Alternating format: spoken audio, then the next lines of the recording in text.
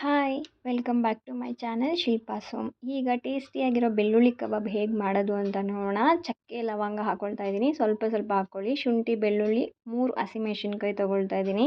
ಇದನ್ನೆಲ್ಲ ಚೆನ್ನಾಗಿ ತರ್ತರಿಯಾಗಿ ಪೇಸ್ಟ್ ಆದಮೇಲೆ ಒಂದು ಸ್ವಲ್ಪ ಕರಿಬೇವಿನ ಸೊಪ್ಪು ಹಾಕ್ಕೊಂಡು ಚೆನ್ನಾಗಿ ಪೇಸ್ಟ್ ಮಾಡಿಕೊಂಡು ಈಗ ನೀಟಾಗಿ ವಾಶ್ ಮಾಡಿ ಇಟ್ಕೊಂಡಿರೋ ಚಿಕನ್ಗೆ ಮಿಕ್ಸ್ ಮಾಡ್ತಾಯಿದ್ದೀನಿ. ಚಿಕನ್ ಏನು ಗೊತ್ತಾ, ನಾವು ಶಾಪಿಂದ ತಂದಮೇಲೆ ನಾವು ಇನ್ನು ಸ್ವಲ್ಪ ಚಿಕ್ಕ ಚಿಕ್ಕದಾಗಿ ಕಟ್ ಮಾಡ್ಕೊಳ್ಬೇಕಾಗತ್ತೆ. ಆಗ ಉಪ್ಪು ಖಾರ ಚೆನ್ನಾಗಿ ಹಿಡಿಯುತ್ತೆ, ಸಖತ್ ಟೇಸ್ಟಿಯಾಗಿ ಬರುತ್ತೆ. ನೀವು ಒಂದು ಸಲ ಟ್ರೈ ಮಾಡಿ ನೋಡಿ, ಮನೇಲಿ ಚೆನ್ನಾಗಿ ಬರುತ್ತೆ.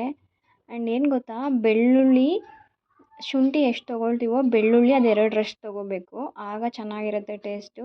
ಒಂದು ಮೊಟ್ಟೆನ ಒಡೆದು ಹಾಕ್ತಾಯಿದ್ದೀನಿ, ಸ್ವಲ್ಪ ಕರಿಬೇವಿನ ಸೊಪ್ಪನ್ನ ಕಟ್ ಮಾಡಿ ಇಟ್ಕೊಂಡಿದ್ದೀನಿ, ಅದನ್ನು ಹಾಕ್ತಾಯಿದ್ದೀನಿ.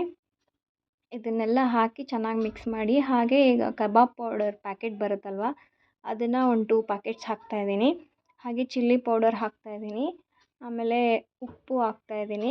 ಇದನ್ನೆಲ್ಲ ಹಾಕಿದಾದಮೇಲೆ ಒಂದು 2 ಸ್ಪೂನ್ಸು ಅಕ್ಕಿ ಹಿಟ್ಟು ಹಾಕಿ, ಆಮೇಲೆ ಕಡಲೆ ಹಿಟ್ಟು ಹಾಕಿ ಒಂದು 2 ಸ್ಪೂನ್ಸು. ಇದನ್ನೆಲ್ಲ ಚೆನ್ನಾಗಿ ಮಿಕ್ಸ್ ಮಾಡಿ ಒಂದು 2 ಹಾರ್ಸ್ ಚೆನ್ನಾಗಿ ಮ್ಯಾರಿನೇಟ್ ಮಾಡಿ ಫ್ರಿಡ್ಜಲ್ಲಿ ಇಟ್ಬಿಡಿ. ಆ್ಯಂಡ್ ಆಮೇಲೆ ತೆಕ್ಕೊಂಡು ಆ್ಯಸ್ ಯೂಶ್ವಲ್ ಎಣ್ಣೆಗೆ ಕಾದಿರೋ ಎಣ್ಣೆಗೆ ಹಾಕಿ ಸೂಪರಾಗಿರುತ್ತೆ ಟೇಸ್ಟು. ಒಂದು ಸರಿ ಟ್ರೈ ಮಾಡಿ.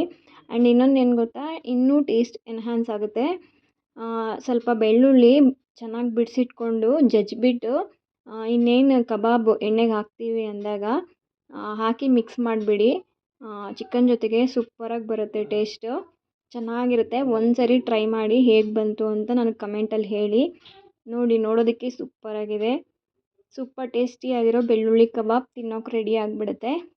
ಆ್ಯಂಡ್ ಯಾರ್ಯಾರು ನನ್ನ ಚಾನೆಲ್ನ ಸಬ್ಸ್ಕ್ರೈಬ್ ಮಾಡದೆ ನೋಡ್ತಾ ಇದ್ದೀರೋ, ಪ್ಲೀಸ್ ಸಬ್ಸ್ಕ್ರೈಬ್ ಮಾಡಿ, ಸಪೋರ್ಟ್ ಮಾಡಿ. Thank you so much. ಸಿಗೋಣ ನೆಕ್ಸ್ಟ್ ವಿಡಿಯೋದಲ್ಲಿ. ಬಾಯ್.